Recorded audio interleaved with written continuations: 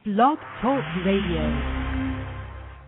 You are now tuned into the TonyaTko Show, brought to you by www.TonyaTko.com. If you're on the World Wide Web, join us at YouTube, www.youtube.com/TonyaTko, Twitter.com/TonyaTko, and Facebook.com/TonyaTko. That's right, it's TonyaTko. Remember, that's Tonya with an O. Now back to the show.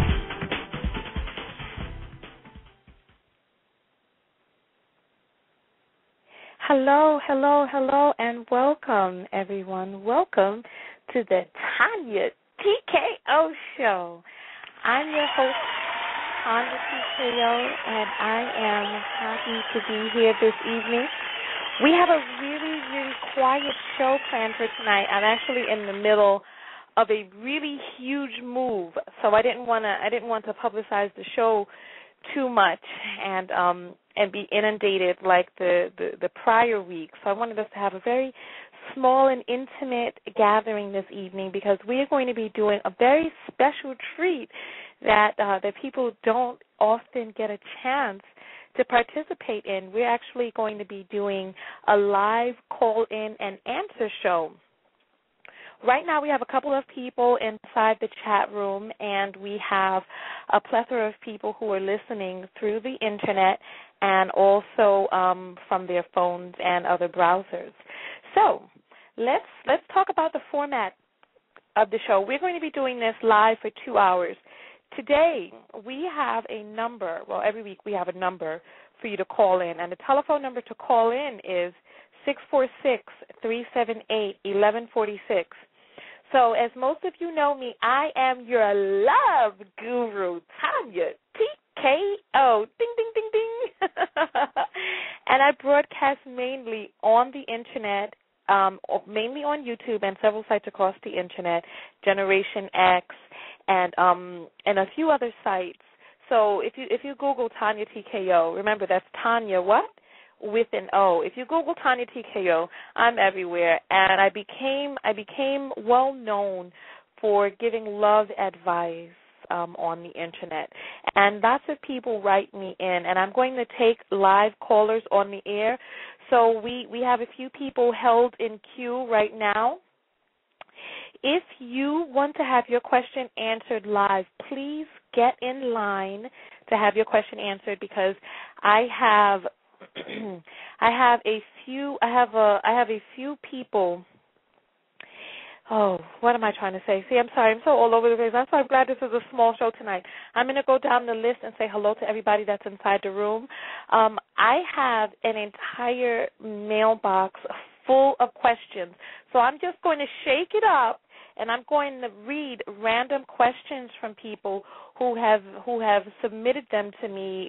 They don't know that their question is going to be on the show, but they wanted me to write back to them. But I figured that it's a more fun and interactive way to not only read their question aloud and for me to give an answer, but I'm going to open up some of the harder ones for you guys inside the room to answer. Are you guys ready for that? If you're ready to answer some tough questions, some tough love questions, put a 1 up in the room if you're ready to answer some of these tough questions. So let's see. Who has a 1 up? Speaking My Mind. Wait, what is that? Speaking My Mind 82 Rainbow has a 1 up. Alice Lynch is saying that she can't hear anything. MIA is, I guess MIA is MIA. Okay. And Darren is ready. Miss Vicki Lynn is ready. Okay, so the people inside the room are ready. This is what we're going to do. I'm going to take the time out right now to say hello to everyone that's inside the room. Right now the room is still filling up. Okay, first on the list is Alice Lynch. Hello and welcome to the room. Coffee Sharp, welcome to the room. To all the people under a guest account, welcome. Welcome to the room. Lil Mama 31, who got here early and was talking with me in the room, welcome. Miss Vicki Lynn, Nai Oni, welcome to the room. N. Barron, welcome to the room. Red Cobra, welcome to the room. Speaking My Mind. Oh, you guys got some of you got some complicated names. Speaking My Mind, 82 Ray Net. Okay, welcome to the room. Spurs Guy, welcome to the room. Takia, welcome to the room. Tempest, welcome to the room. And to all of the other people who are under guest accounts, welcome, welcome, welcome, welcome to the room. Speaking My Mind has a question about a relationship with his girlfriend. She's younger, and we don't see eye to eye on child raising and so forth. The telephone number to call in is 646-378-1146. I'm going to be taking your questions live on the air. I don't know. Should I go to the grab bag first, or should I go to the lines? Okay. We're going to go to the lines first. So the first person up at bat is Red Cobra from Indianapolis. Hi, Tonya. Give a warm and hearty welcome to Red Cobra. Red Cobra, welcome to the lines. You are our first guinea pig. You're our first caller. Yeah. So are you ready to spill your guts in front of everyone? Yes, I guess I am. I'm ready to make a fool of myself. Yes, no, listen. This room is full of love. All of the advice and attention that you're going to get is going to be under the rainbow of love, my friend. So go ahead. Yeah. Tell us what. I'm your love guru, TonyaTko. Caller, what's your love question? I got a question. I got a female friend. Wait a minute, honey. What did you sound like you started doing the Transformers? Is it just me? He sounds like he's transforming more than me. I can't hear you anymore. I got this friend. Is it just? Can anybody else hear him? Oh, hold on. Is it my voice or? No, your phone is breaking up. Is it my phone, everyone? Because if it is, I might have to change phones. I think it's my phone. Call you through the internet. My cell phone was skits, and people in the room are laughing, but nobody is telling me if this is my end. Okay. It's not your end, it's mine. So people are saying that they're having a hard time hearing you. So listen, I need you to hang up and call right back, and then I'm gonna move you back up to the top of the line. Okay? Okay. All right. Yeah, I'm so sorry about that. You know, when you guys call in, there are two things that I need you to do. I need you to be in an area with good reception or call from a landline, or that's one. And two, I need you to make sure that your computer is muted. Those are the only two rules. Welcome to the new people who have come inside of the room. It looks like a bunch of people under the guest account are here. So welcome to the room. What I'm going to do now is I'm going to jump to the grab bag. We have a few more callers on hold. If you have a question that you'd like to have answered, if you have a love question that you'd like to have answered live, the telephone number to call in is 646-378-1146. We have a few callers on hold.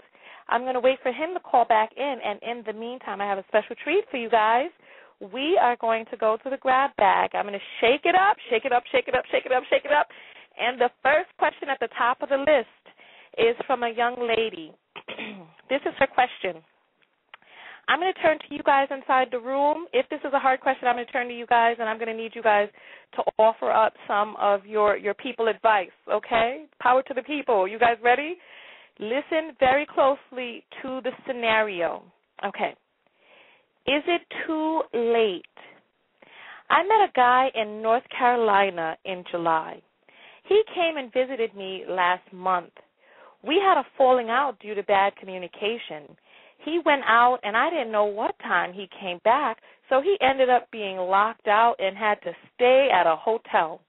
He thinks I did this on purpose. He refused to see me during the rest of the trip. Keep in mind, I bought the plane ticket for him. He was having a temporary financial problem, quote unquote. To make matters worse, I saw him at a social function the day after the lockout. He was acting distant, so I flirted with a guy. It was clear that bothered him. He went back to North Carolina and texted me saying everything is cool, but now he doesn't return all my texts. Some more info. I am married. but seeking a divorce. I'm 30, he's 25. I know that we both like each other, and that's why we stayed in contact. He is a Taurus man, so I know that they can be stubborn. I may have hurt his pride by flirting.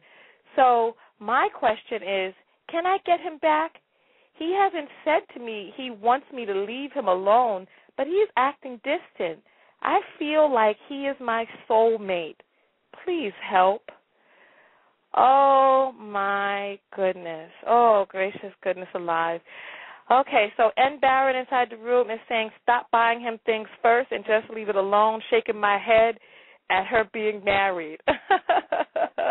Alisa, can someone help Alice Lynch out? Alice can't hear anything. Somebody needs to help her. All right. I need you guys to get to typing while I try to formulate my opinion about this situation. You know, I think I'm going to have to put this on the back burner and see if our caller is back. Okay, our caller is back. I'm going to take his question, but I need you know what? I need you guys to I need you guys to ponder on that for a moment, because I'm sorry, but I am a bit I'm a bit baffled myself personally, because there are so many layers of problems here. And one person pointed it out. She's buying the man plain oh, goodness, you know what? I want to rip into that one in a second, but I want to hear you guys' opinion on this one. What do you guys think? Please, obviously he could afford a hotel, so why not a plane ticket too? That's what Miss Vicki Lynn is saying. Speaking my mind says, wow, married? Honey, move on. You're setting yourself up for failure. Miss Vicki Lynn also said, why did she buy him a plane ticket? And Red Cobra says, I'm back. Wait, who was that said I'm back? Wasn't that Poltergeist from the 80s? You scaring me, bro.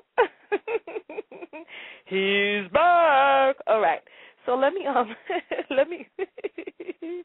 Seriously wants to know, says that it is an entire hot mess. So, yeah, I think that there are a lot of layers of issues there. So I'm going to go over to the phone lines and grab our caller back. Red Cobra, welcome back to the TonyaTko show. You are on the air. Howdy, howdy. Hi, I hope this phone line is a little bit better. I hope so, too. I just did. I got a question. Great. I got this friend in Louisville. I'm kind of worried about her. Like, she's getting older, and but she's not been married yet. I'll talk to her about maybe like getting married someday. Yeah. Like she's in her late 30s, and I thought about, do you want her children? And I talked to her. She said something to me about women having children into their 50s. Okay. I'm just thinking about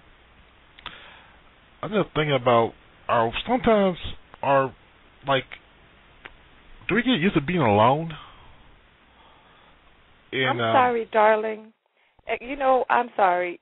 Number one, you're calling up with a love question about somebody else. Yeah. Are you gonna provide this woman with children? Maybe not.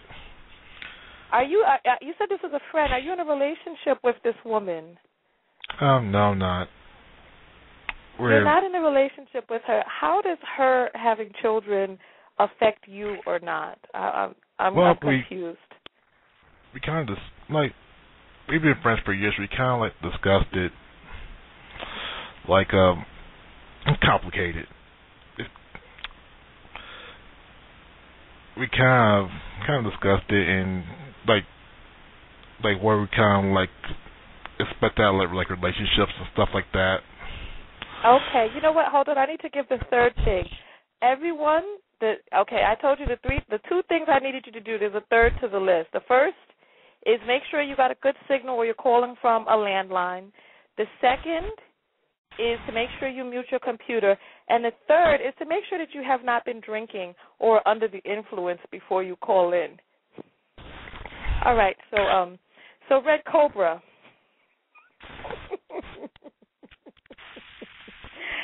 So you're worried about this woman, and okay. First of all, different people go through menopause at different times, but you don't have to worry about her. There are a lot of options that she has.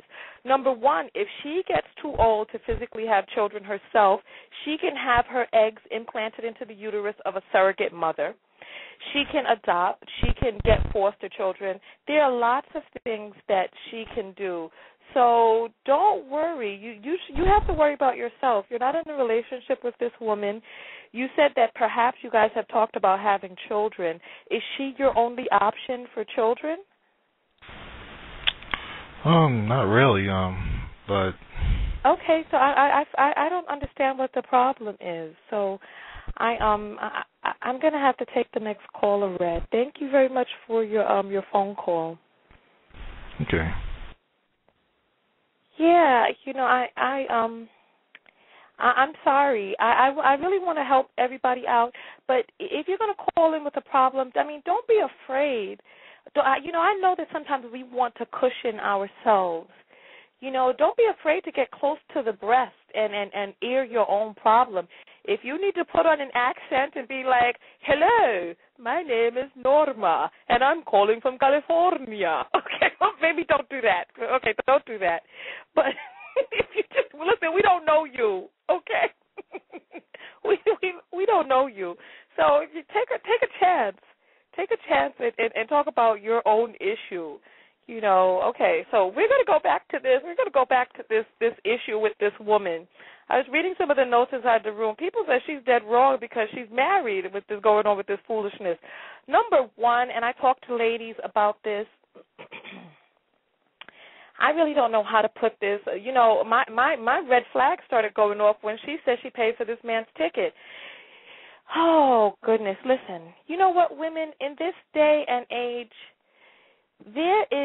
oh gosh, we live in such a civilized society, and there are but so many things that a man really has to do nowadays to earn your trust, your love, your whatever the case may be, your hand, your vagina. There are but so many things that men can do. It's like, I don't understand. You're providing the punani, the money, the place to stay, and all of that, too? I'm sorry, you're doing too much. You're doing too much. For those of you who are just getting into the room, there are people who is like, what's the topic? Today we're having a live question and answer show. There was a woman who wrote about meeting a guy from a long-distance relationship. She flew him in. They got into an argument. He stormed out, came back in all hours of the night, and then he got locked out. He thought she did it on purpose, so he went to go to a hotel room, and he didn't talk to her for the rest of the trip, but she saw him at a party, and she was flirting with somebody else, and she knows it bothered him. First of all, if you're going to do something, do it all the way. If you're going to go and you're going to flirt with somebody else, own your decision. Go ahead, flirt with somebody else, and in the midst of owning your decision, you can't be worried about what he's thinking and doing. What on earth are you doing flirting with somebody else if you're going to be staring across the room looking to see how he reacts to it? Oh, is he looking at me? Oh, he's upset. She had the nerve to talk about how this is her soulmate. First of all, I don't know what people are considering soulmates nowadays, but a soulmate is somebody who you see eye to eye with on the levels of your soul. Your souls are connected. Somebody just gets into town, you start arguing with them, they run out into the street, come back in the middle of the night, they locked out, don't talk to you, they got all your money. First of all, let me explain something to you ladies. Do not open up your wallets in the beginning at all. Let him do something. Let him be a man and save up enough money. If he got to put together some cans and bottles in order to earn up enough money for his plane ticket, let him do that. Nothing good comes of you mothering this man and completely ripping out all facets of the masculation of this man from beneath him. Please. Number one, the plane ticket is a problem. And then number zero, that the base, before you even get to number one, the woman is married, so she's dead wrong to begin with. How does she expect? I mean, this whole relationship is just completely bonkers. It's like, how does she expect to be getting taken seriously? And she's married, and she's sneaking around behind her husband's back. She's using her money to fly somebody in. This is her soulmate, but she's flirting with somebody else. And where's the communication? Where's the only thing that I don't see is any effort on his part. Where's the effort on his part? He came there. He got a free plane ticket, got into the place, started arguing with her, ran out and went and did what he wanted to do, came back for his free place to stay. When he didn't have a free place to stay, he went and found some money or somebody else to stay with. How does she know he was at a hotel and they weren't talking? How does she know that he wasn't out with the next woman? If she was sleeping, how does she know the man even came back, period? You know, this whole situation is a hot mess. Number one, if you buy somebody a plane ticket, that plane ticket is charged underneath your credit card. From the moment that fool walked out the door, she should have texted him and said, honey, you need to come back and get your bags and be at the airport because your ticket's getting canceled at 12.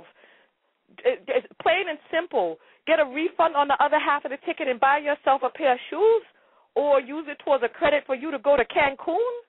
Come on now. Well, I'm going to have to take the next caller. We're going to take the next caller real quick, and then we're going to take a break in a few minutes. And we got George from Atlanta on the line. Georgie Porgy put him high. He kissed the girls and made them cry. Baby, you're on the air. Hey, how you doing? Okay, and George has just been muted. What did I say were the 3 rules? Number 1, make sure you're calling from a good line. Number 2, make sure what? Your computer is what? Muted. And number 3, make sure you're not under the influence. Okay, I'm going to open George back up. But, George, I need you to mute your computer, okay? Okay, George, you are on the air, darling. Hey, how you doing? I'm fine, thank you. So what's your love question for the love guru, TonyaTko? I was calling to respond to the situation that the young lady had. Okay, well, I definitely would like to hear your input on that. Yeah, I think that a big problem with the situation is the fact that the communication is all wrong. The communication and ego. It seems like both parties have a big ego, and they don't want to really deal with the fact that it's an odd situation, but in odd situations there has to be an understanding between both parties. I'm not sure if you said that the lady was separated or was she really married and still living with the guy and everything like that. But if she was separated, then I don't think that that's too much of a problem. I mean, she did fly the guy out. I really personally don't think that there's a problem with it, only because if she's in a situation that she's fed up with and that's her lifeline, then maybe that's just something that she wants to do to try to find something that's better than what she's dealing with. But I think they really should communicate and not have so much of an ego. The guy, whatever he did. Yeah, you know what? What is there to communicate about? He used her for a plane ticket, came out, and then ran the streets all night, got back, and didn't even have enough respect for her. And the fact that she contributed to his behind getting out there, didn't have enough respect for her to talk with her or communicate with her for the rest of the trip, and she put money out on the line. So why did I do understand? I feel you on that, but what happened with the argument? Why did they fall out? What happened? Was it a mutual thing? Did the guy just leave and use her for the ticket? Maybe he did, and he said this was a long distance relationship. They never met each other prior to going on the trip. No, they had met each other, and then they communicated, and then she flew him out. I don't know. I think we would have to. And you know what? Aaron inside the room is saying you don't need to buy any man a plane ticket. And then he follows up by saying you don't let him stay in your home. And you know what? I'm so sorry that I forgot to talk about that point. That is key and tantamount. Why was this veritable stranger staying inside her house anyway?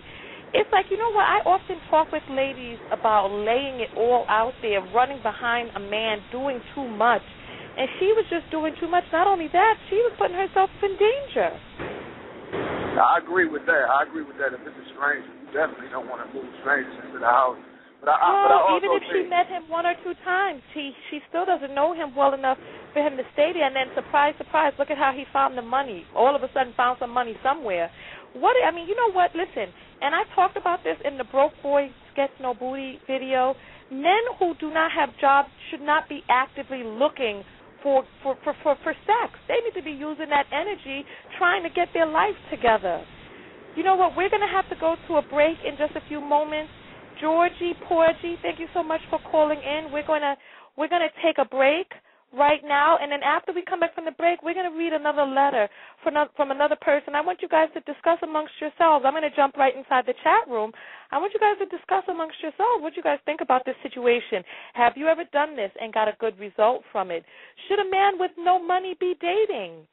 Should a man with no money be actively pursuing a woman? And then also, as a woman looking for a man, why is it that a man without enough money to even come see the woman that he claims is his soulmate, why is that even a feasible mate for her? This man doesn't have a pot, or I don't want to say a pot to piss in because I try to keep my language clean, but he doesn't have, It's just unbelievable. He doesn't have I got to think of a term. When we come back from break, I'm going to come up with a term for what he doesn't have. Stay tuned right after this song.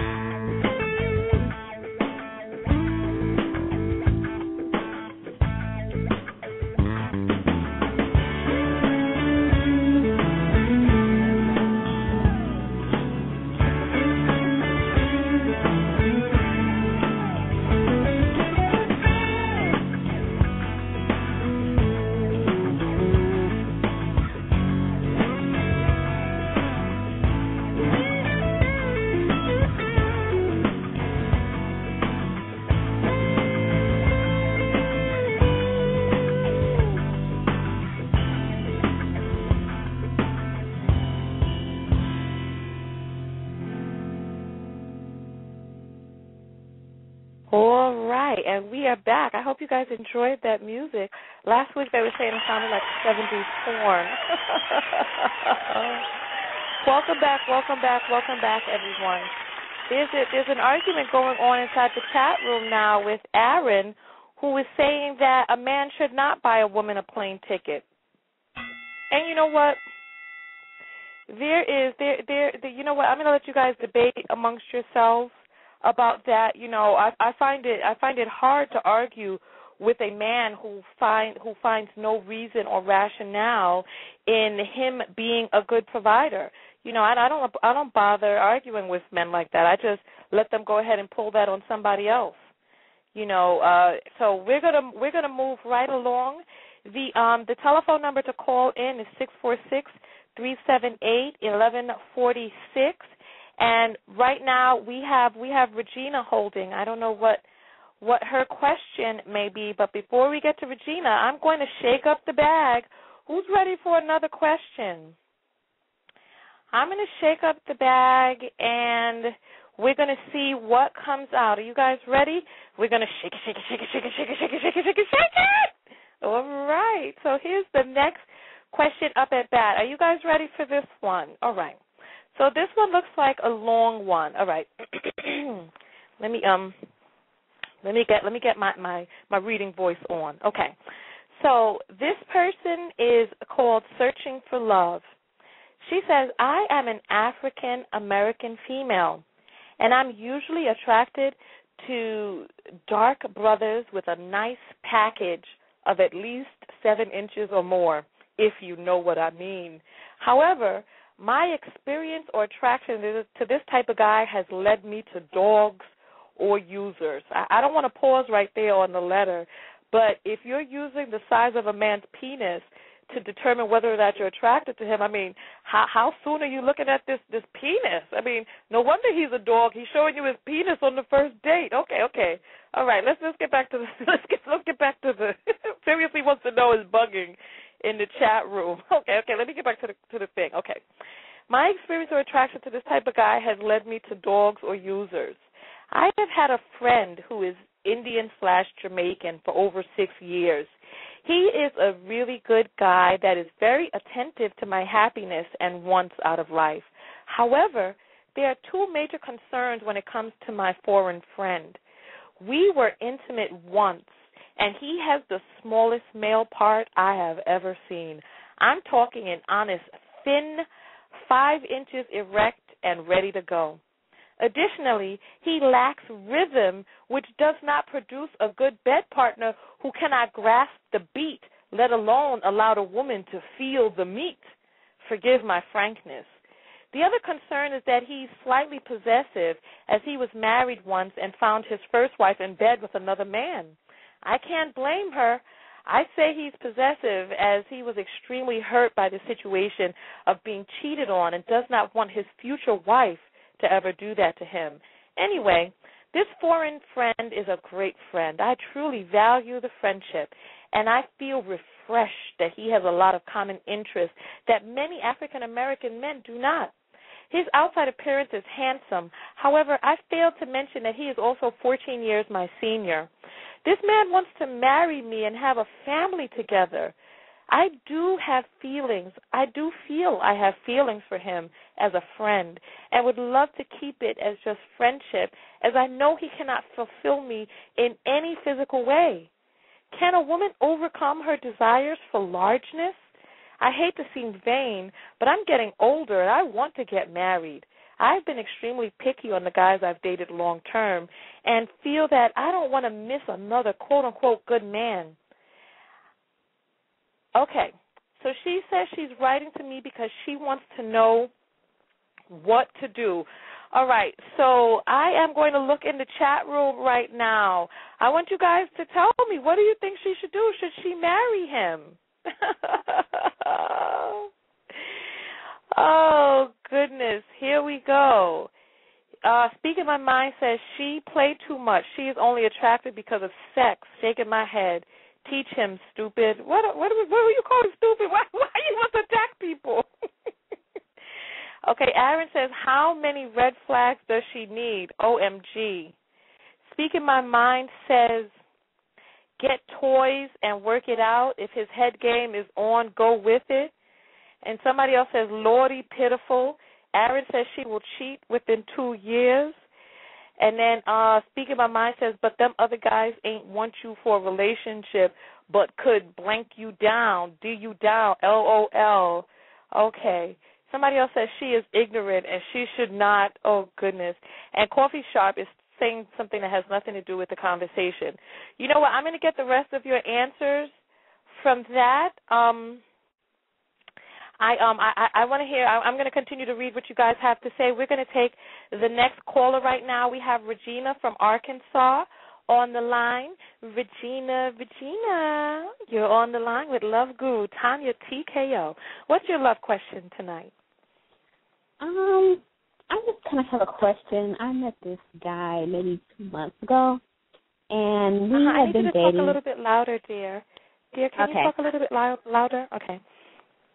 I met this guy 2 months ago, and we have been dating, and everything had been going good. In the beginning, he asked me how long had it been since I had a previous friend, and I told him maybe 2 or 3 months, and that me and that friend was no longer talking anymore. We no longer had any contact. Well, this past month, we had some contact. You know, we were, like, sending each other text messages, basically just saying hi, you know, seeing how each other's doing. That's it. And so he asked me, had I, you know, heard from this friend. And so I told him that I had. And so now that I told him that I have had contact with my old friend, he keeps accusing me of seeing him or still being in love with him. Okay. What's the question? So I'm trying to figure out, is he really that insecure, or is he the one seeing somebody else? And so he's blaming me. Okay. You know, this is a very interesting situation. I'm not even really sure what's going on. Have you been intimate with this man that you met 60 days ago? Yes. Okay. How soon into the situation were you intimate with this person? Maybe a month into it. Okay, so you guys have been intimate for about a month. And so now he's concerned because he thinks that you may be being intimate with this other guy?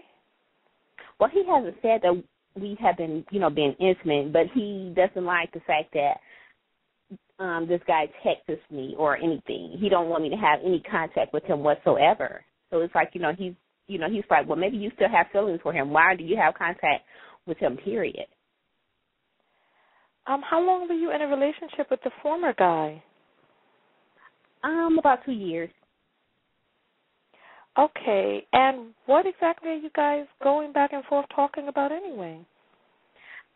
Nothing, and that's what I was explaining to him, that it's really nothing. You know, he might just hit me up and say hi and just see how my day is going, and, that's it. But it's really, nothing. I even let the old guy know that, I have a new friend. I'm seeing somebody, I'm letting him know that there's nothing between us, and he hasn't come to me in any other, kind of way, and I'm letting my new friend know that, there's nothing going on.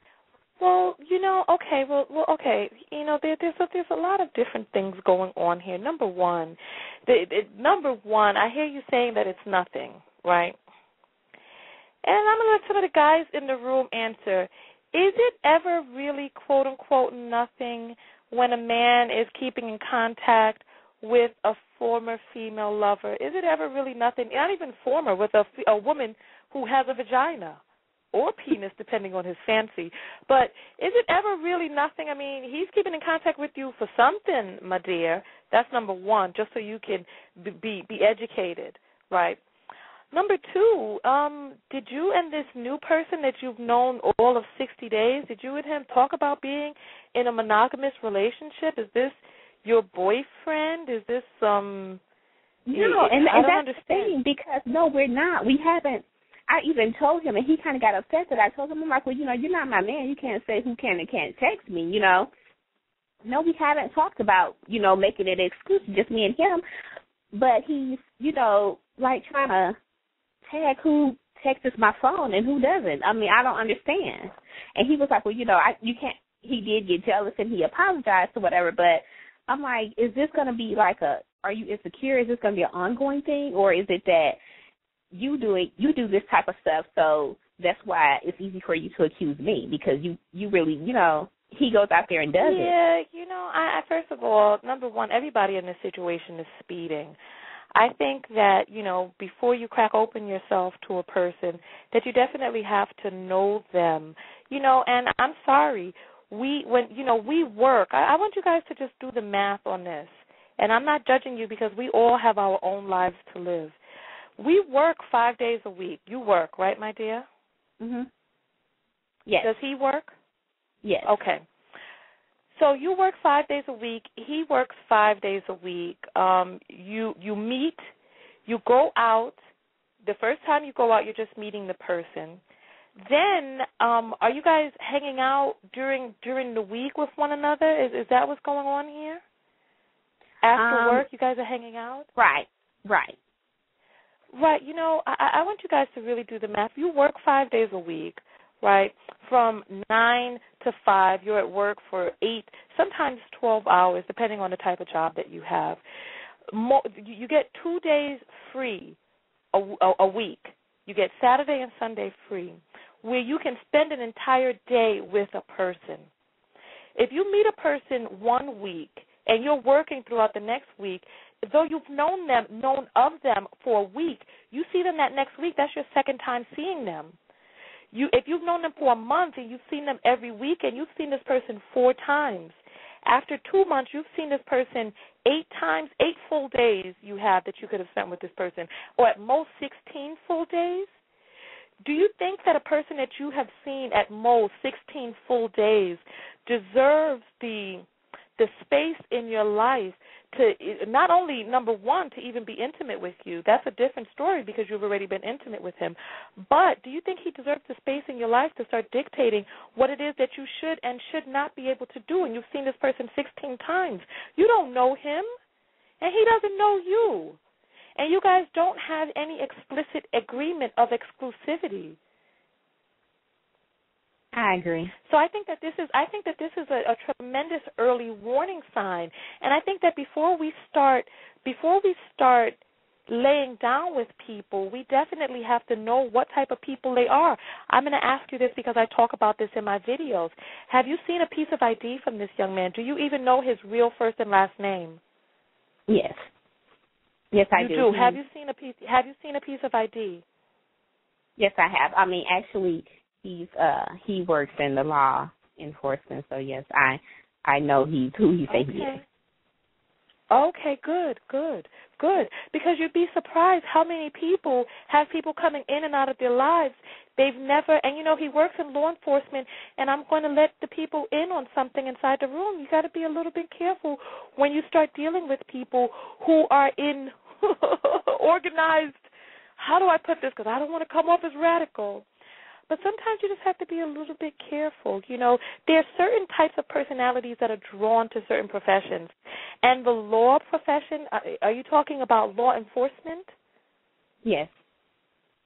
There are a lot of control freaks.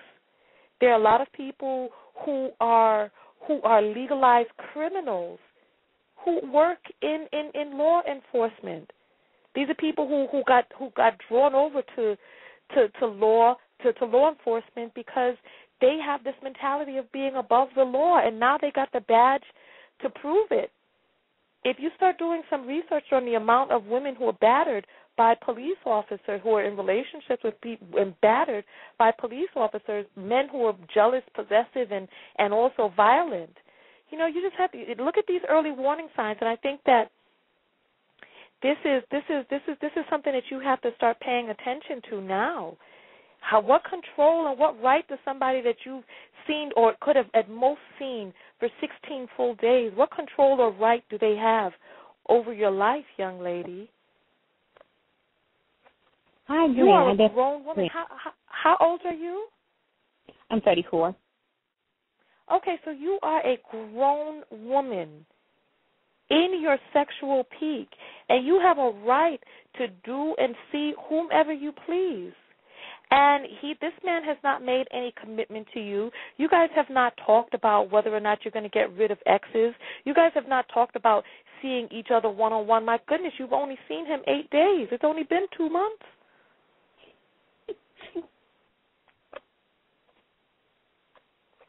I agree. So I 8 days is the equivalent of a little more than a week. So you've had physical contact with him for at most as much as what could be equivalent to a little more than a week. He doesn't deserve. I don't see how he has this much power. Well, he doesn't, and I did go to tell him that we're no longer we're going to talk about our past friends. You know, that's no longer open for discussion because I didn't feel like, you know, he had the right to be dictating, you know, who can and can't call my phone if me and him are not in a relationship, and we're not even talking about going into a relationship. You know, right now. Let me ask you a question, my dear Regina. How many times have you had to have this same conversation with him about that? Before I said that, we had this conversation maybe 3 times. This is too much. 3 times? How many times? No. 3 times is too much. Why? I don't understand why he can't get it. People speaking my mind is saying run for the hills.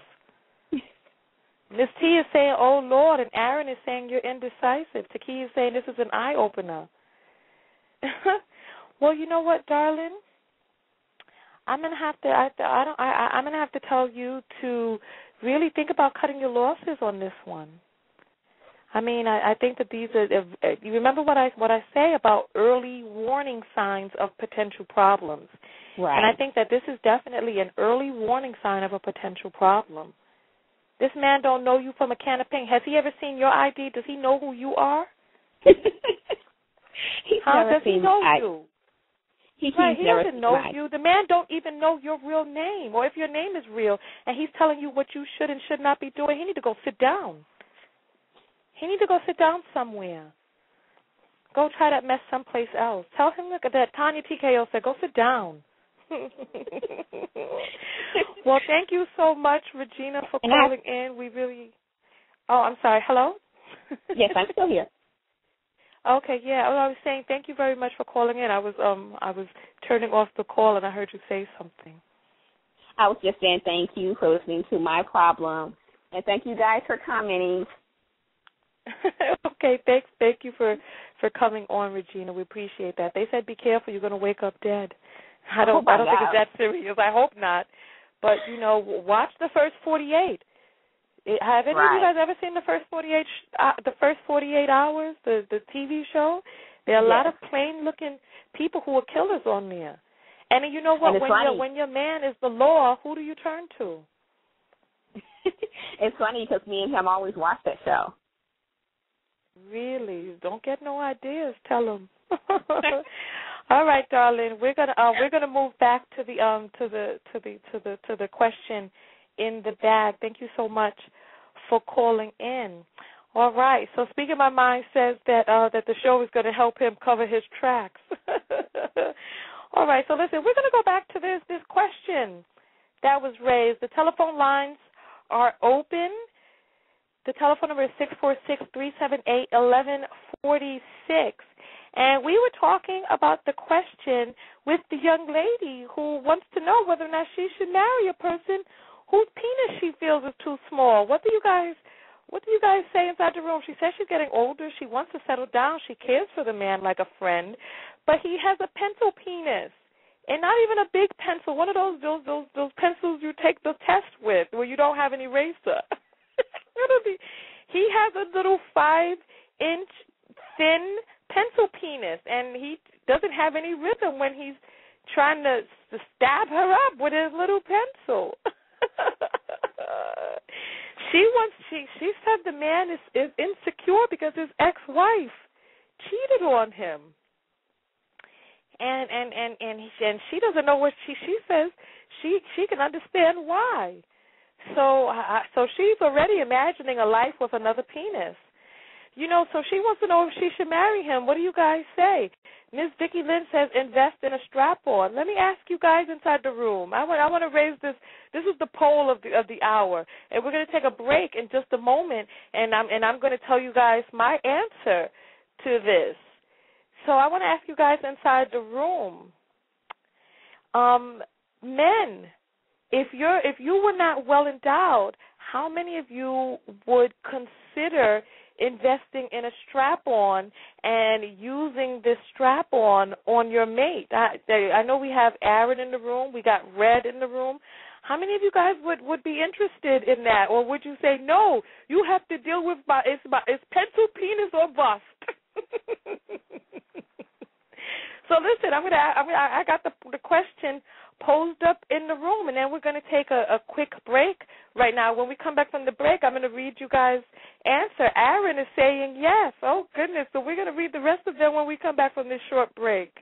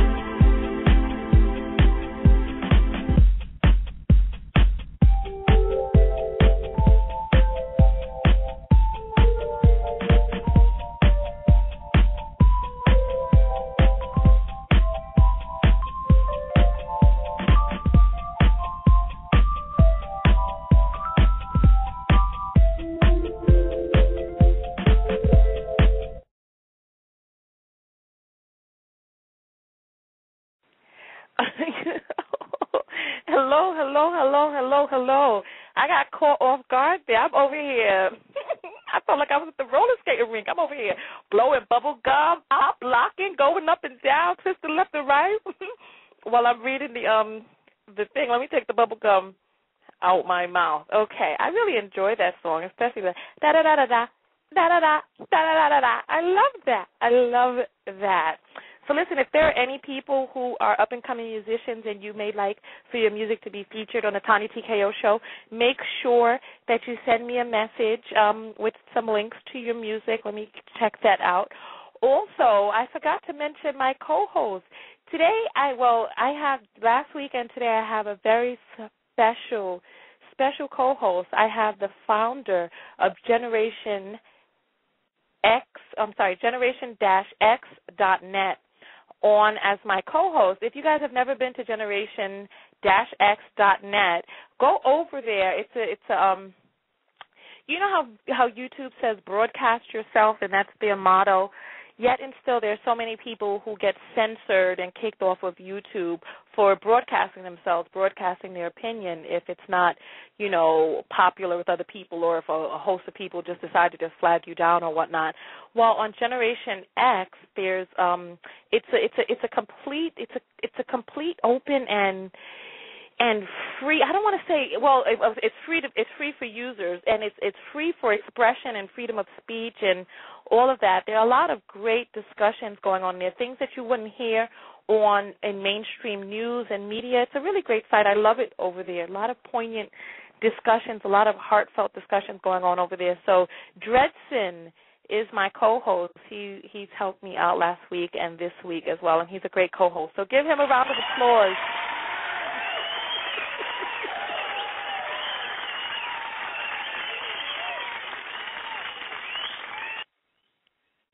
Yeah, so wonderful. I'm happy to have Dredson on board. All right, so I was reading some of the messages inside the room, and there's a battle going on about whether or not sex is important or not. And before I jump in on that discussion, I just want to remind you guys that I'm answering live love questions on the air tonight. So ask your question tonight live, very rare opportunity, 646-378-1146, and I'm your host, TonyaTko, the love guru. And I'm here broadcasting from 8:30 Eastern Standard Time to 10:30 p.m. Eastern Standard Time with the most popular and the most current love questions of the day. Tonight we have a very rare opportunity in which we have a live question and answer show going on. So we were talking before the break about a young lady. We were talking before the break about a young lady who is in a situation with a man who is not very well endowed. We're going to call him Pencil Penis, okay? So she's in a relationship with Pencil Penis. Okay, that's not very respectful. I'm sorry. Pinky Penis. Okay, no. Okay, no. Okay, I'm gonna be better than that. Okay, I'm sorry. She's in a relationship with Mini Man. Okay, sorry. Okay, I'm gonna be for real. I'm sorry. I'm gonna be for real. Okay. She's in a relationship, unfortunately, with a man who doesn't fill her, so to speak. Is that a little bit better? He doesn't fill her. All right. And he wants to get married. His last wife cheated on him, and she says that she can understand why. She's getting older and wants to get married. She sees him as a friend and wants to know whether or not she should go for it. There's some women in the room who are saying, no, don't do it. There are other ones who are saying, do it. I asked the men inside the room whether or not they would be willing to wear a strap-on to please their mate.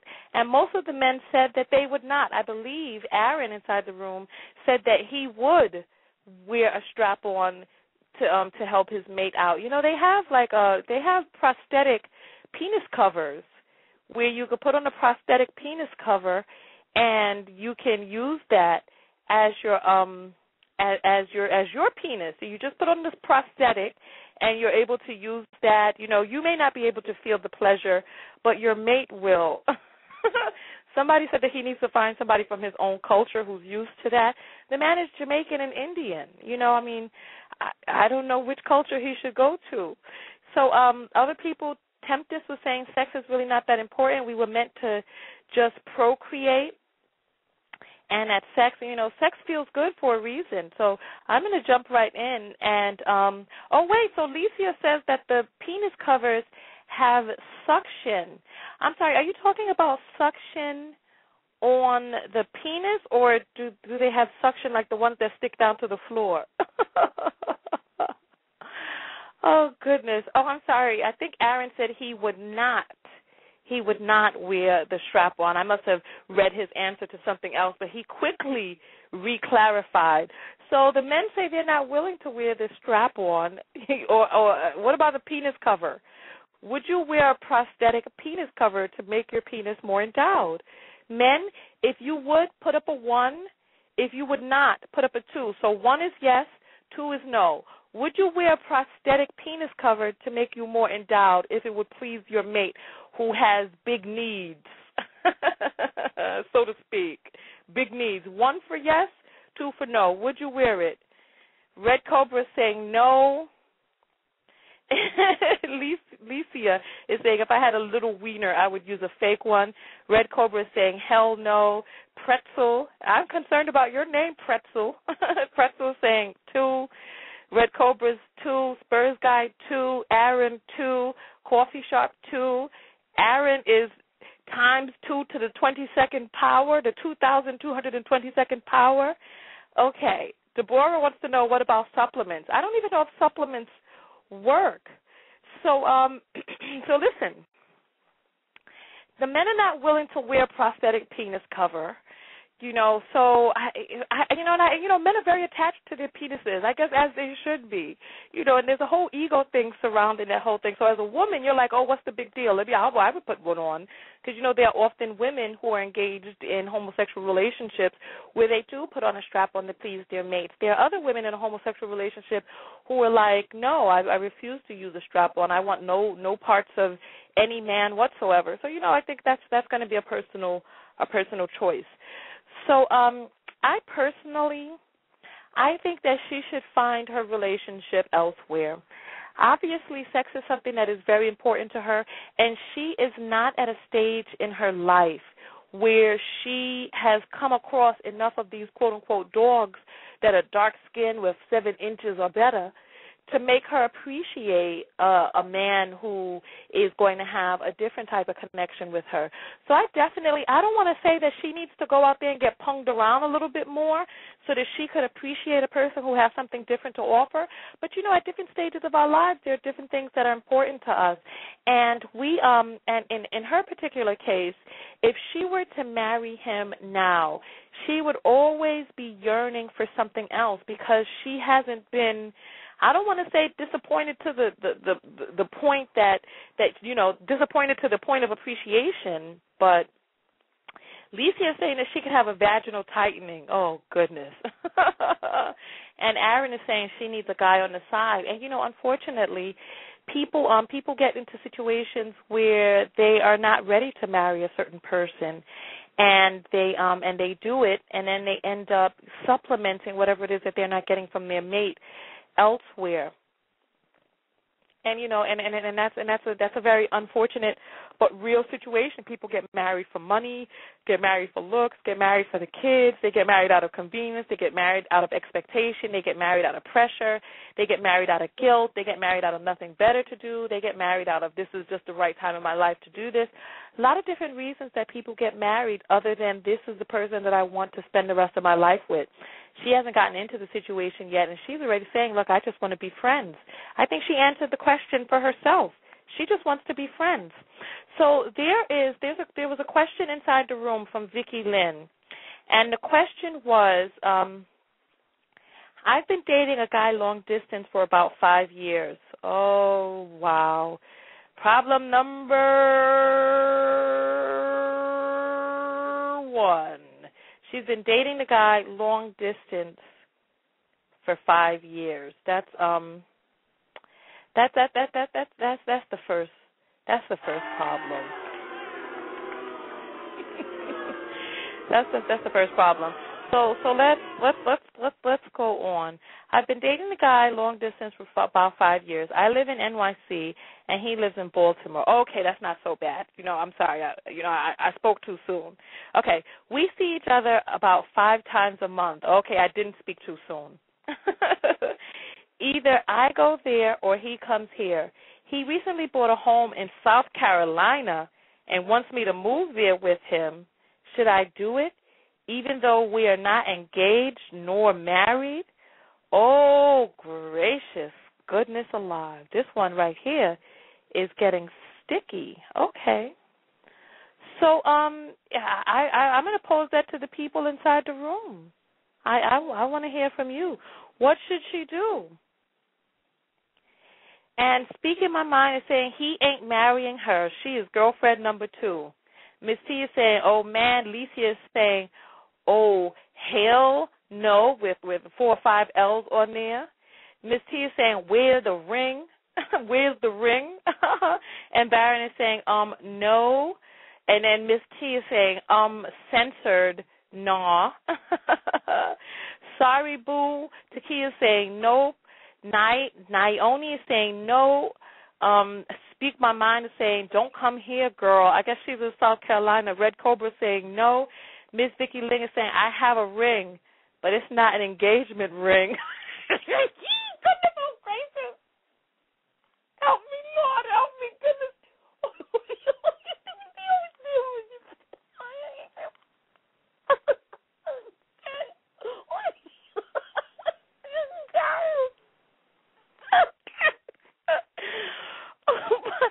Oh my goodness, I'm sorry, I was caught off guard by that. I should have put myself on mute. I couldn't even get to the computer. I almost felt, oh my God, I'm sweating, I'm laughing so hard.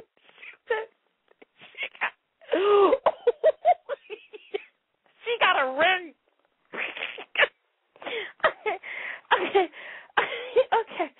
Okay. I'm sorry, Miss Vicky's calling now. Miss Vicky's calling.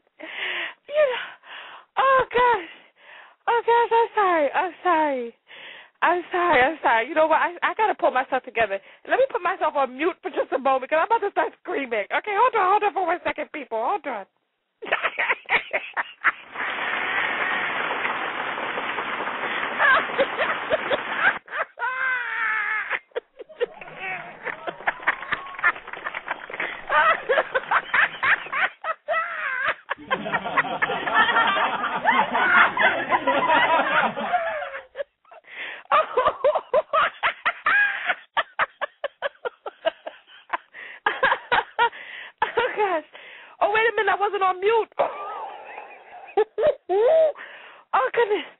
Oh, goodness.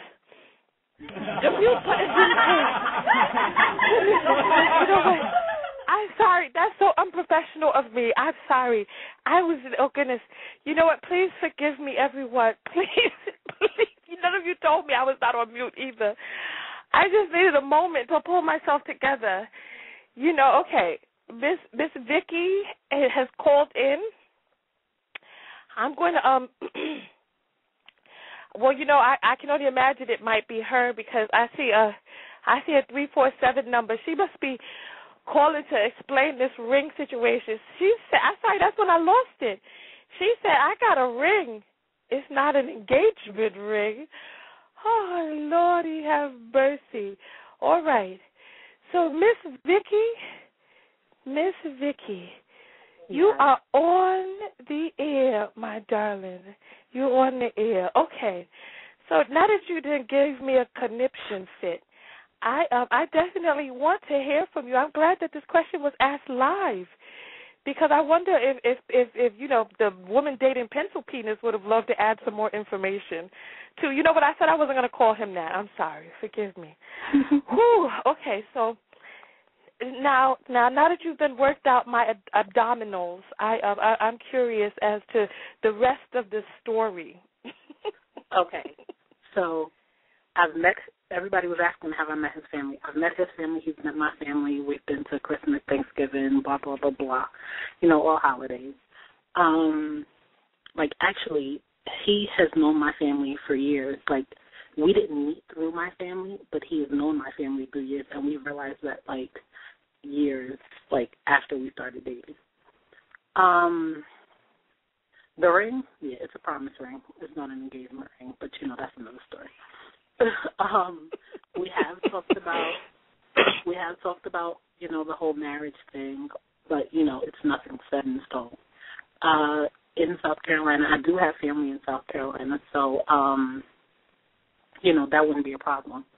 And, I work in the education department, so it wouldn't be a problem for me to get a job in South Carolina because, my aunt is one of the head guidance counselors out there. So she even said, I'll help you get your job or whatever.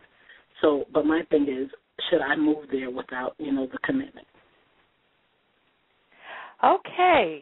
All right. So we have a little bit more information now. All right. So I'm going to let this marinate for a little while, and I'm going to put you on hold while we take the next break, and then I'm going to let the people inside the room talk for a little bit. So that's the question that's up on the table. You guys have all of the information. She has a ring. It's not an engagement ring. She's been dating him long distance for 5 years. He lives in Baltimore. She lives in New York. They see each other about 5 times a month. She has connections in South Carolina where she can get a job there, and he just bought a house. What is it that he does for a living? He is a real estate agent. Okay, so he's a real estate agent. And he's making good money? Okay, so he has a stable job. He just bought a house. Why did he choose South Carolina of all places? Because, he does, the way he does his real estate is basically, it's out of Maryland, Virginia, North Carolina, South Carolina, and Georgia. So the market was better in South Carolina, and most of his business is in South Carolina at the moment. Okay, and when he was going to go buy this house, looking around at it, did he say, come help me pick out a house? What input did you have on the buying of this house? I went with him to a couple of houses. I actually went with him to the house that he did buy. I said I liked it, but, I didn't have the final say because, I wasn't buying the house. I didn't, my name was not on anything, so I told him I didn't want the final say. Okay, and then last question before we take a break. What are your ages? I'm 24. He's 29. Okay, and on that note, we're going to take a quick break, and I'm going to let you guys discuss this inside the room. Miss Vicky is able to see your responses. So by all means, please, if you have something that you need to say it during the break, and when I come back, I'm going to tally up the different answers, and then I'm going to give her my response. So we'll be right back in 2 and 2.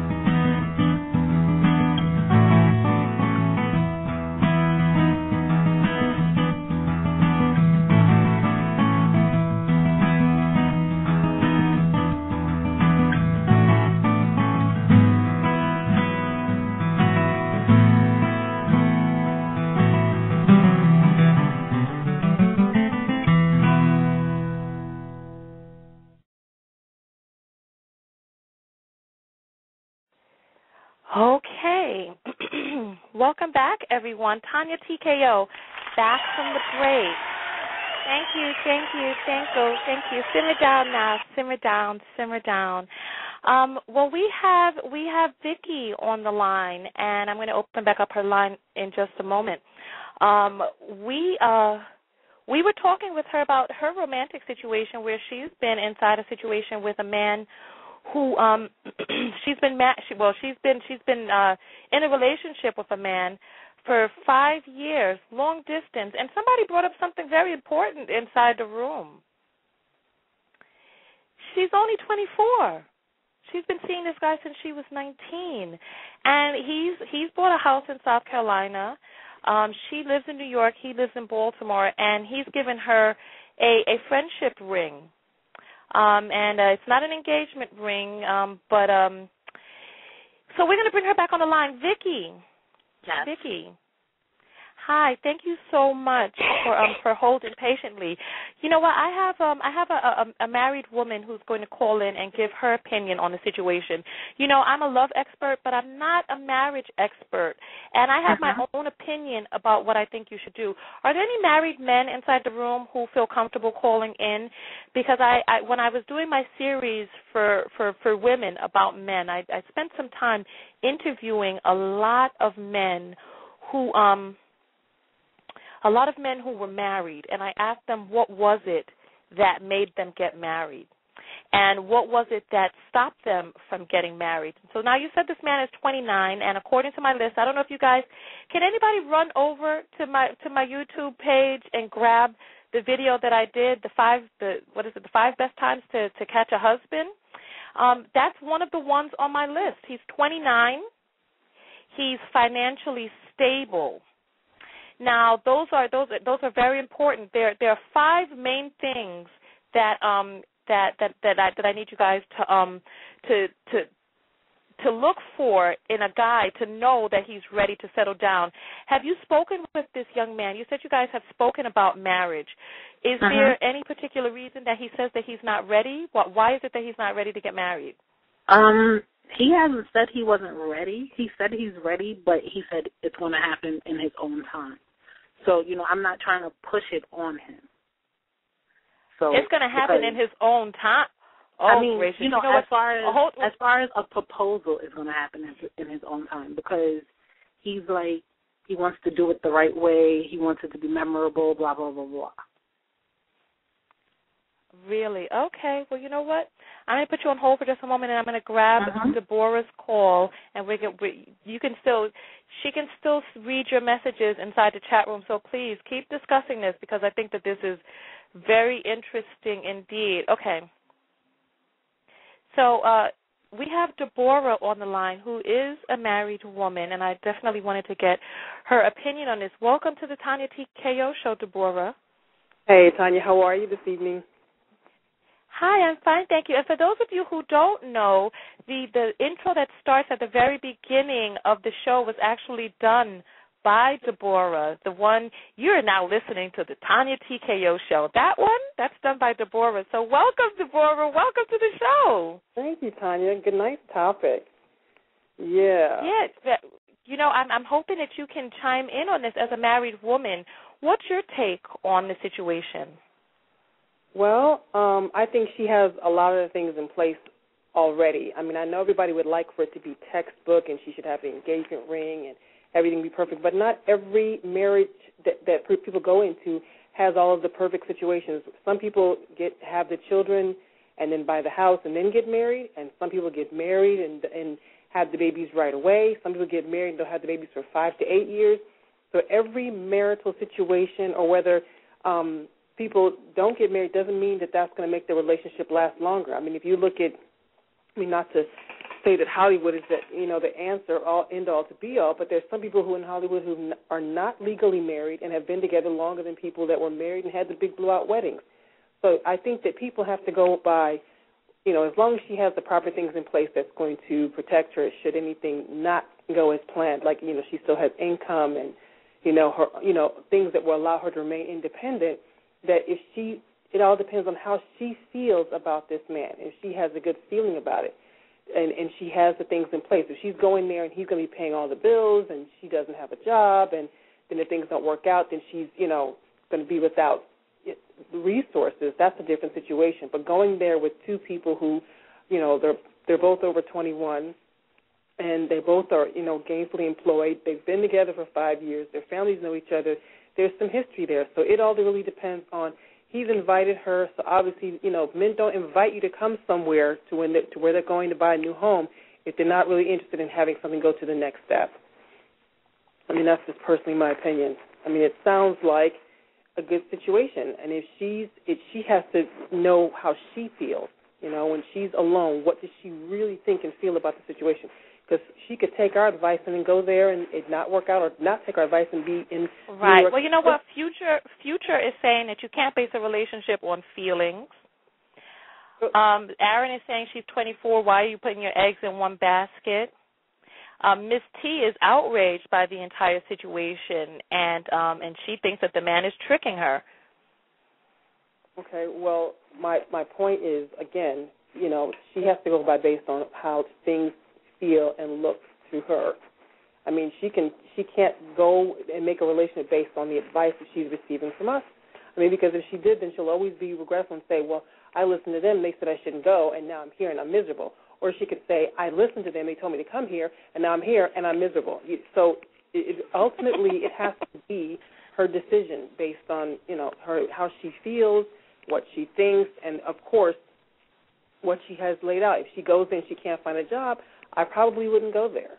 If she gets there and she can't find employment, especially if he says, well, I'll pay the bills. I mean, that for me would be a red flag. But if she goes there, she finds employment. Okay.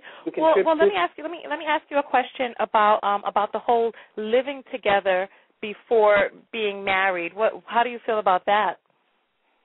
Well, there's two ways to look at it. I mean, a lot of people, in between the ages of 18 to 25, say that that's the way to go. When I was coming along, when I was in her age range, we were taught and conditioned that that's just something you don't do. Society looked down upon that.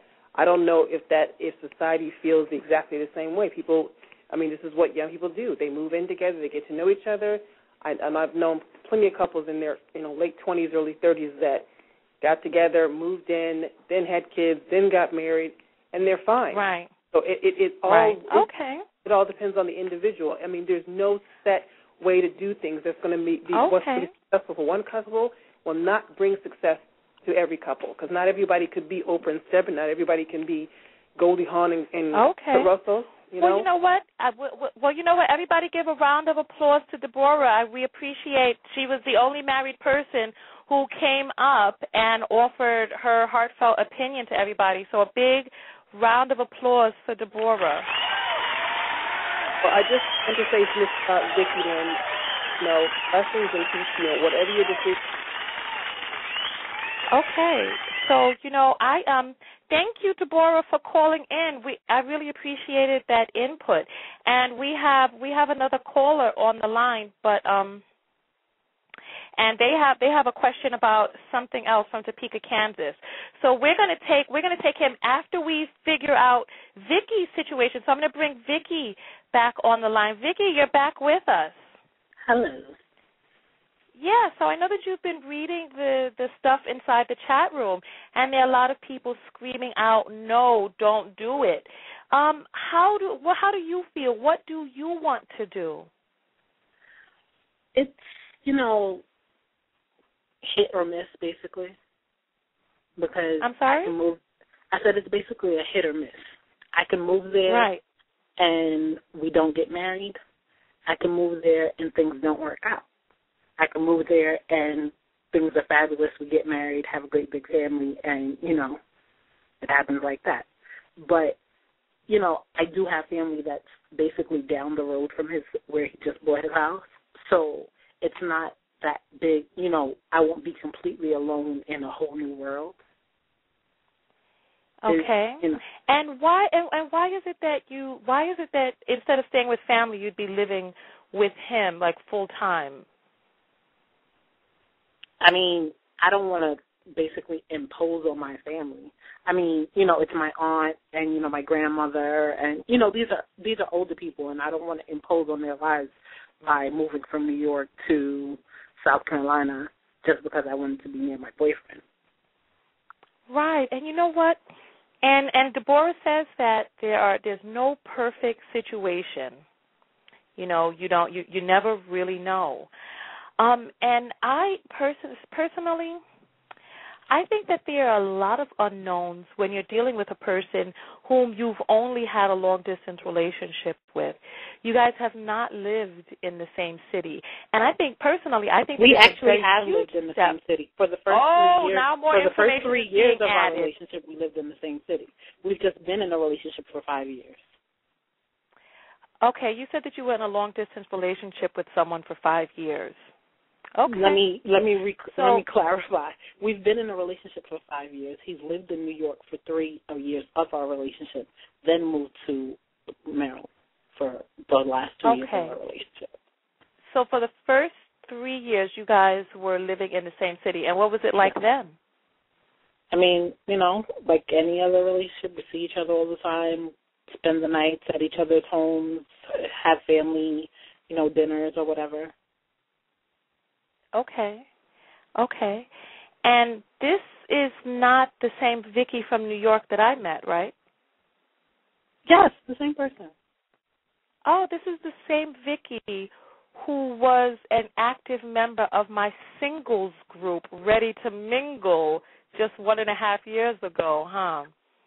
I was not an active member. I was in that group, but I was an active member. I'm only putting the information out there that I know. And I know I had a singles group, and you were a member of it. Okay. I was a member of the group, but I wasn't an active member of the group, yes.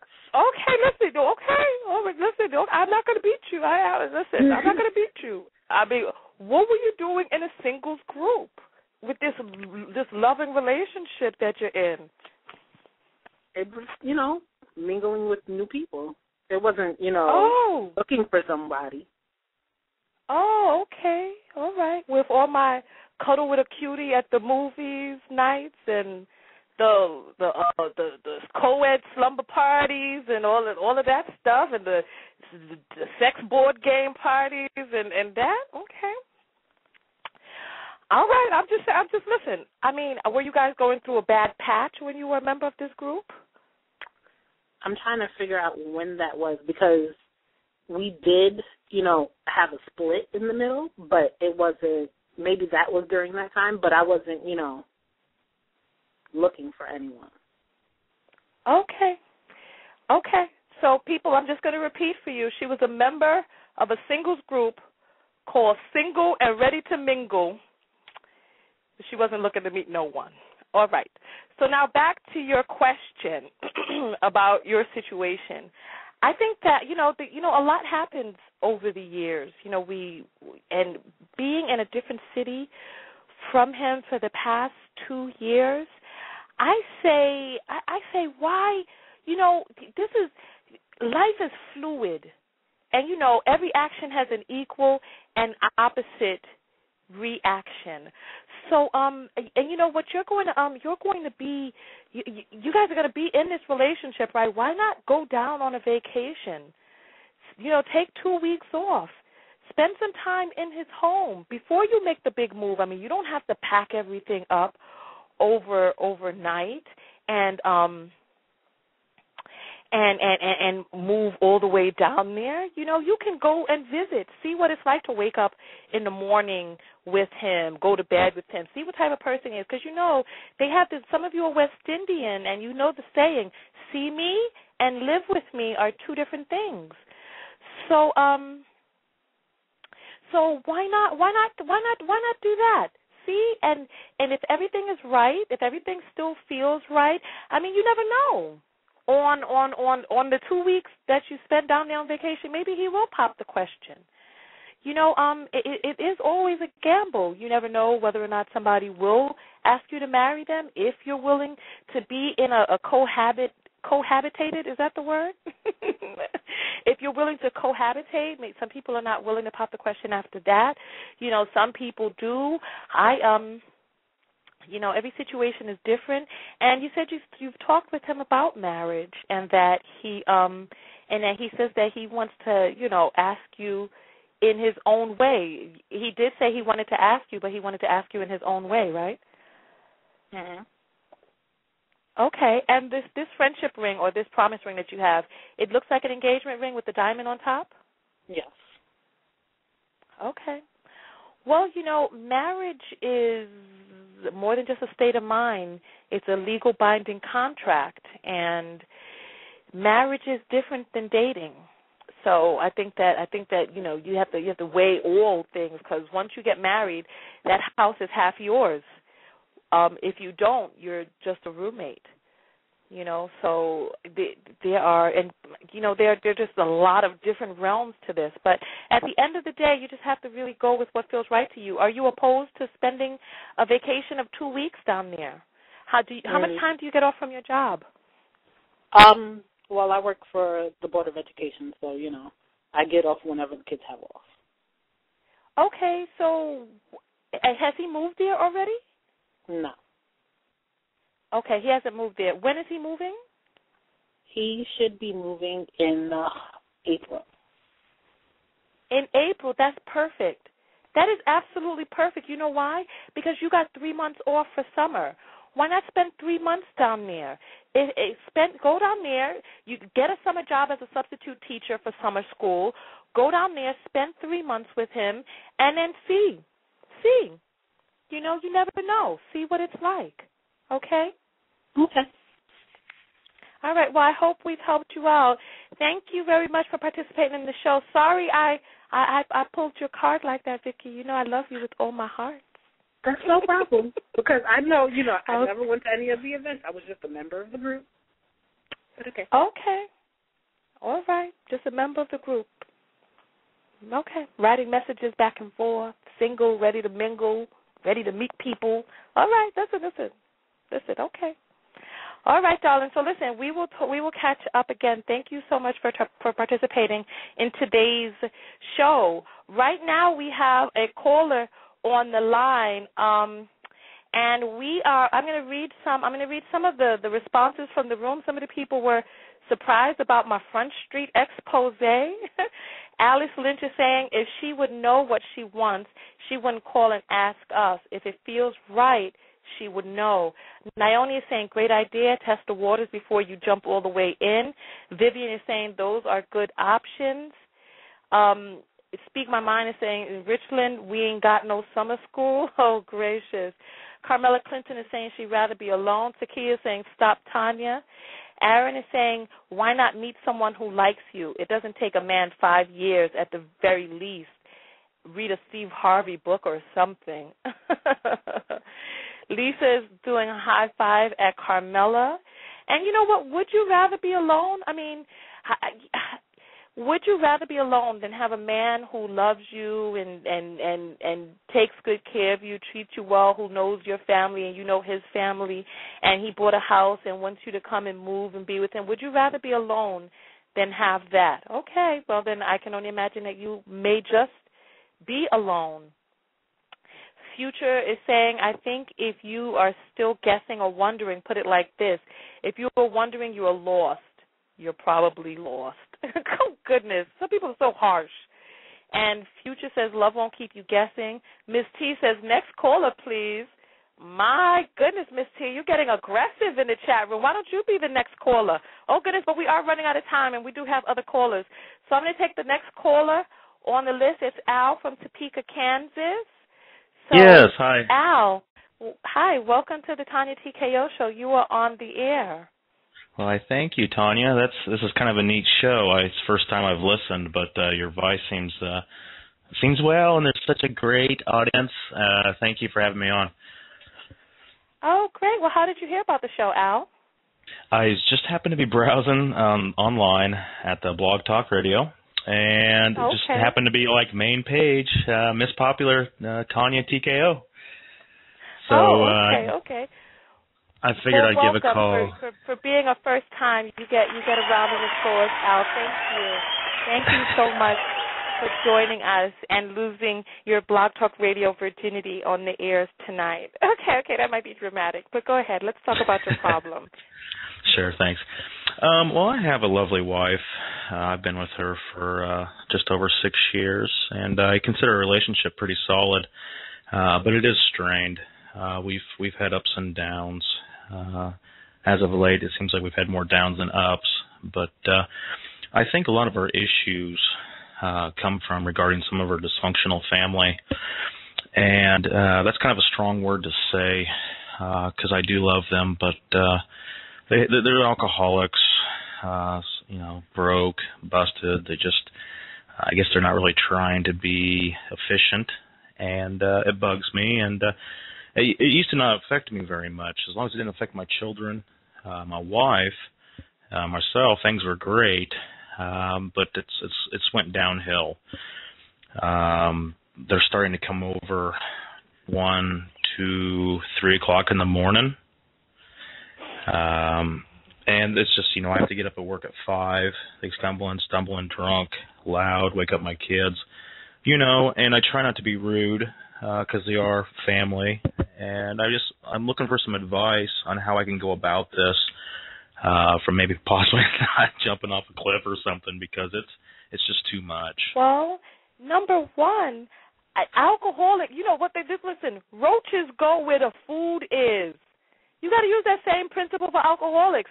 You need to clear out all your liquor cabinets, and I bet you those invitations will stop coming. I mean, I bet you'll see less people on your doorstep. Do you have alcohol in your house, Al? Well, I used to, until they figured out, I drink about once every 2 or 3 months, if that, and they come over and drink it all. So we no longer buy alcohol, and I've told them numerous times, this is going to be an alcohol-free house. They just don't respect that, and they continue to do it. And my wife and I are fighting over this. She loves her family, and I love them too, but it's definitely put a strain on our marriage. Yeah, okay. Now, when you say family, is this her mother and father family, or cousin Bobo and little nephew Bebe? What that type of family? You're on the money. It's her cousins. It's her cousins. And are these male or females? A little of both, but primarily males. Okay. Well, and with you being a man, I'm sure that you know that other men can definitely respect when a man is at the head of that house and that man puts his foot down. And well, I have.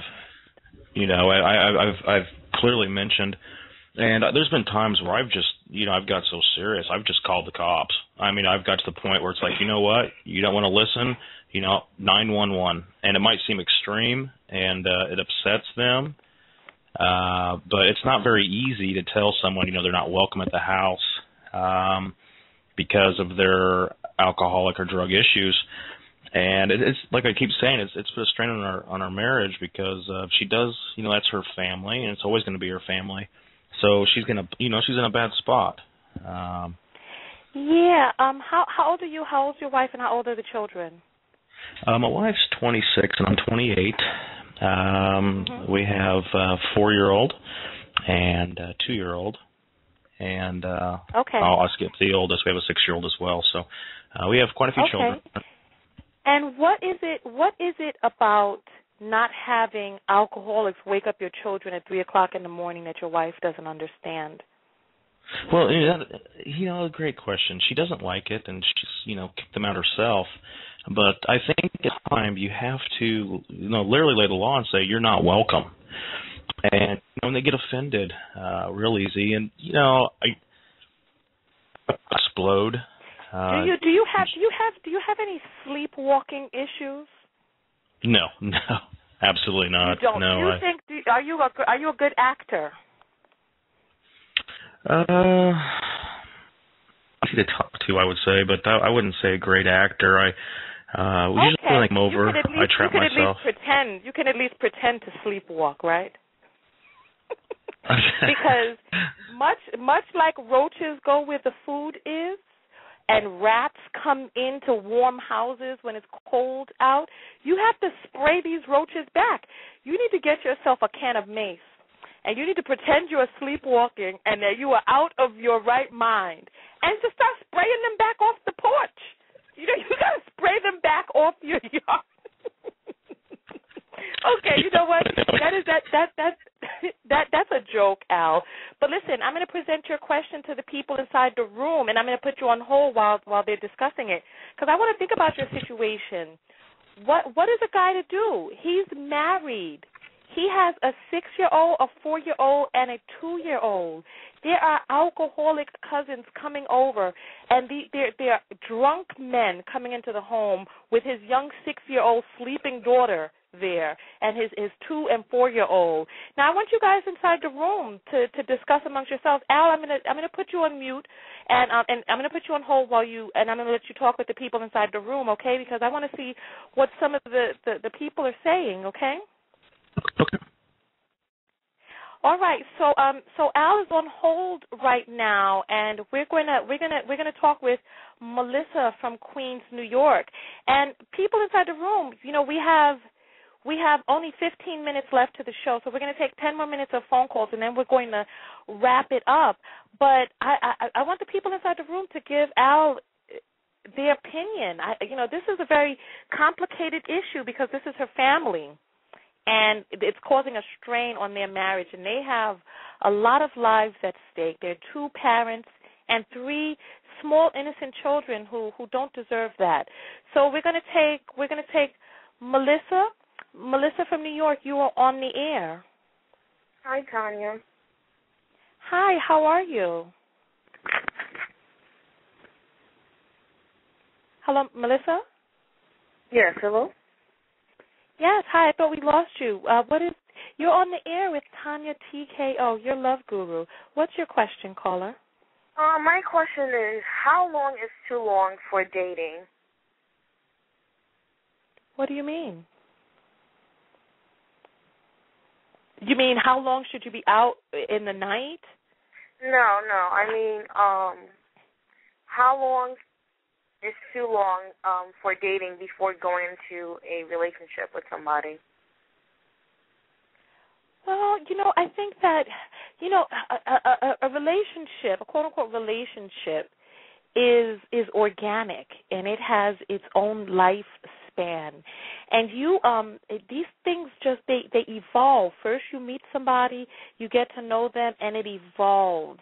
If there's some sort of friction, if that square peg is not fitting into that round hole, there's an issue. If you are not naturally progressing into the next step, there's an issue which is stopping you, and I think you have to pay attention to those issues. Is your mate giving you some sort of blockage or blocking you from getting into the relationship? Well, nothing is really going on, so I was just wondering. Are you guys exclusive? How long have you guys been in this situation? No, we're not exclusive, but I was just wondering in general how long it should take before, even thinking about every relationship is different, and it really, and I did the math earlier. If you meet a person and you're working 5 days a week and you quote unquote known of this person for a month, in reality you've only seen this person 4 times. So how long have you been dating this person? For about 4 months now. Okay, and you want a relationship and he does not, or have you not talked about it? It's not even that. It's just that I'm not sure if it's even going to go anywhere, or, I don't know if there's a next step for us. Okay. Okay, well, if you're not sure, you don't even know if you want a relationship, he's never mentioned it, you guys haven't talked about it, then just keep your options open. You're young, you're beautiful. Just keep doing your own thing. Keep seeing other people. And on that note, we're going to jump right into the next caller really quickly. We got Jack from Houston, Texas. And I want you guys inside the room to ponder over Al's situation with the alcoholic relatives coming over in the middle of the night. Aaron is saying Glock 45. Deborah Akbar is saying a gun will solve all of that. So these are some answers, and then we're going to pick Al back up in just a moment. But right now, we're going to grab Jack. Jack, you are on the air with TonyaTko, your love guru. What's your love question? Hey, what's up, Tonya? Okay, Hi. It's more of a situation. I moved back to Houston, so I went on the free dating site Plenty of Fish, and I was just trying to make some friends in the area. It's not bullshit. Oh, excuse my language.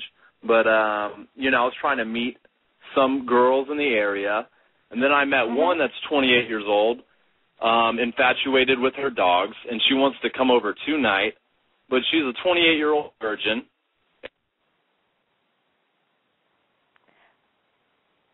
I'm sorry. I wasn't sure where that was going. Jack, this is a clean story, right? I just put you on mute for just a moment. This is a clean story, right? I'm going to take you off of mute. Okay. Girl, go ahead. I just want to make sure.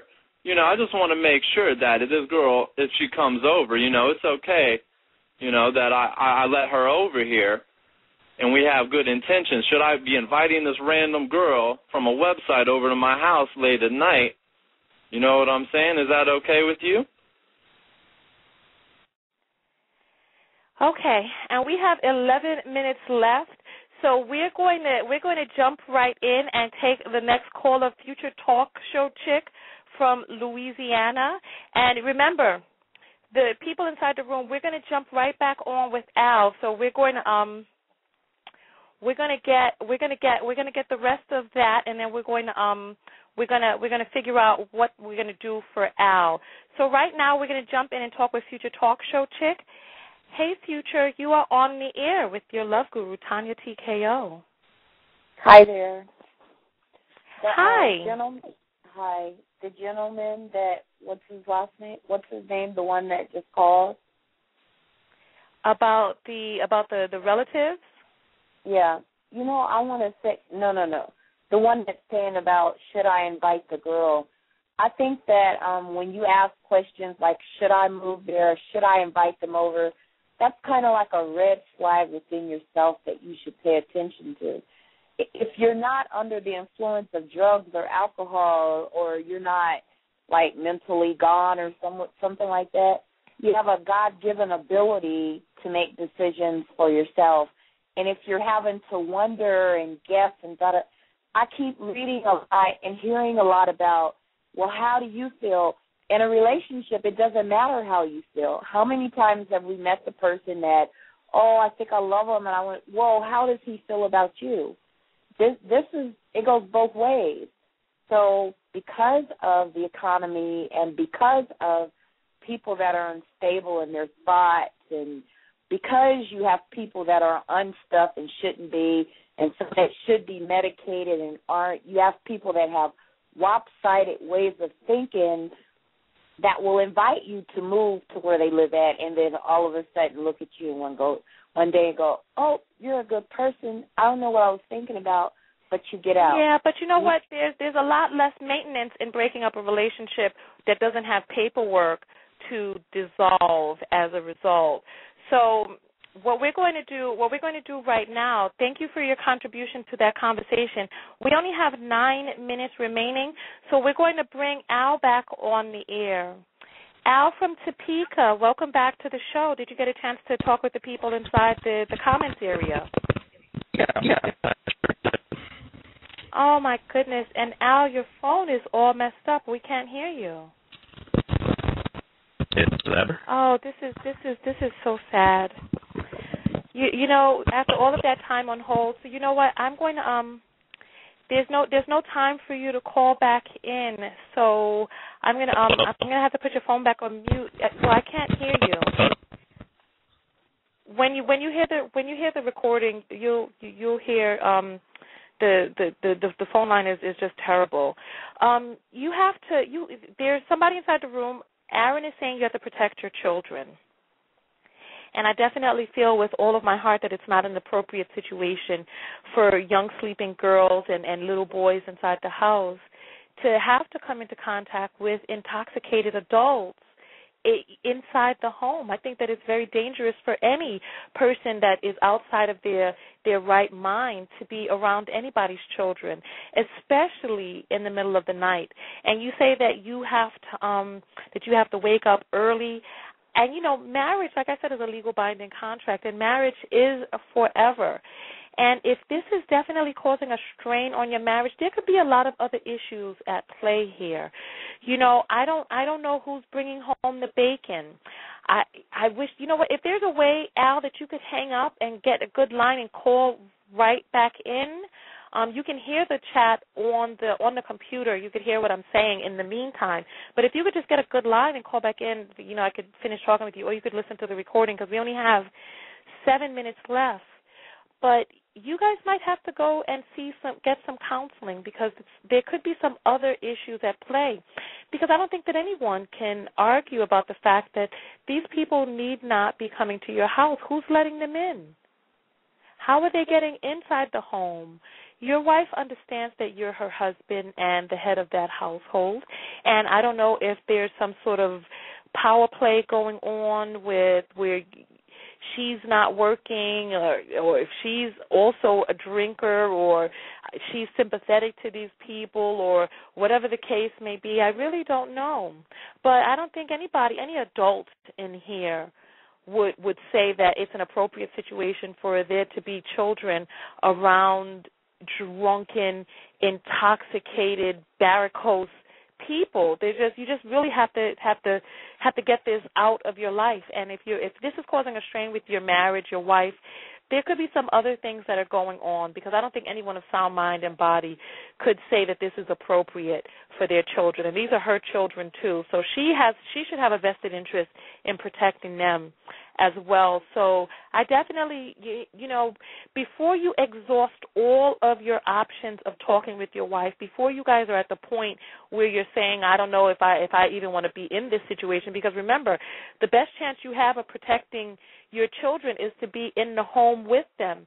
And my co-host is a men's rights activist, and we know that in case of divorce, that the children are going to go with the mother, and then what will happen to the children then? Who will be coming over at that time? So you definitely have to patch up this relationship. Go get some counseling with your wife. Figure out what could be some of the underlying problems there. Fix those problems, and then see whether or not some of these other little things fall into place. And on that note, we're going to have to close up the phone lines. I don't know if we have one last caller. Hello, callers from the 678 area code. Hello, how are you? Hi, what's your name, caller? Aaron 2213. Aaron. Oh, hi, Aaron. Was there something that you wanted to add before we went off the air? Yes, I wanted to say for Al, his number one job as a man of his house is to protect his children.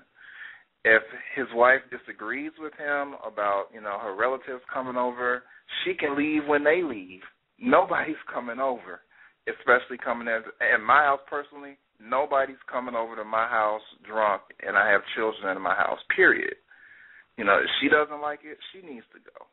But he needs to figure out a way so that those people will just, even when they're sober, they won't want to come to his house to visit. Okay. Because well, you know what? Let me ask you a question, Aaron, because I hear people inside the room saying, get a gun, grow some balls, all this, that, and the other.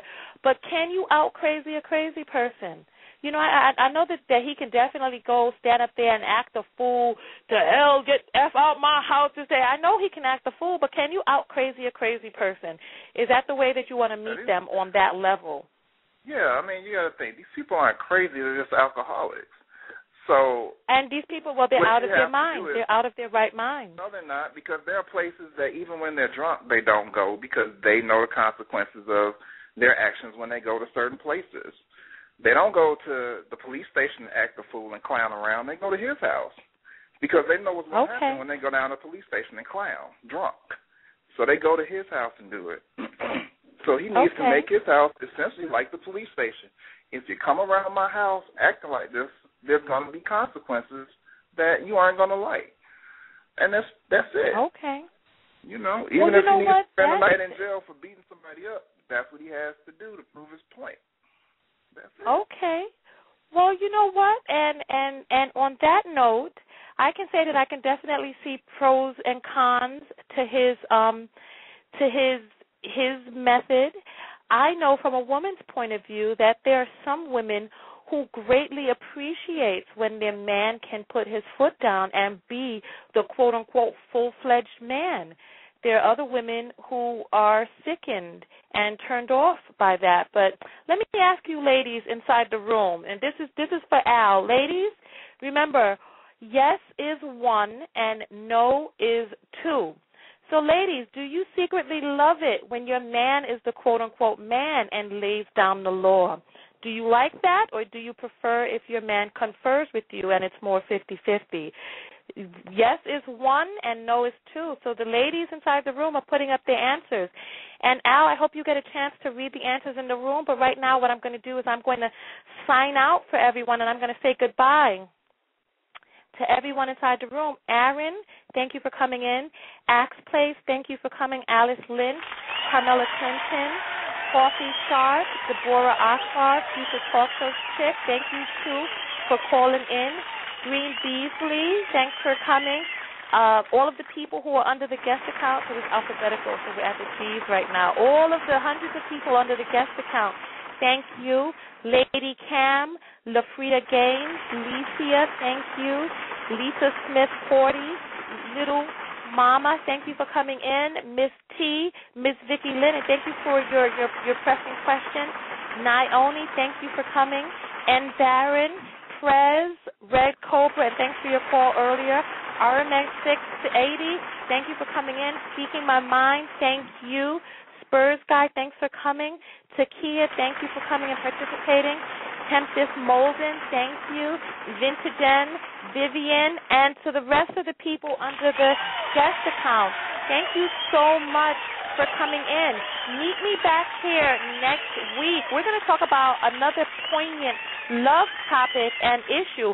It's a toss-up between talking about when is the right time to come out of the closet, and we may have a special guest with a down-low brother who came out and wrote a book about his experience of living on both sides of the coin. And other than that, make sure you check out generation-x.net. If somebody could put the link inside the room, my co-host put that up. And we will see you. Come over to YouTube, my YouTube channel, youtube.com/TonyaTko. And remember, that's Tonya with an O. I will see you guys here next week. Come over to my Facebook page, and I'm going to play Deborah's outro for you guys. Where's the outro? Co-host, the outro? There we go. You are now tuned into the TonyaTko Show, brought to you by www.TonyaTko.com. If you're on the World Wide Web, join us at YouTube, www.youtube.com/TonyaTko, Twitter.com/TonyaTko, and Facebook.com/TonyaTko. That's right, it's TonyaTko. Remember, that's Tonya with an O. Now back to the show.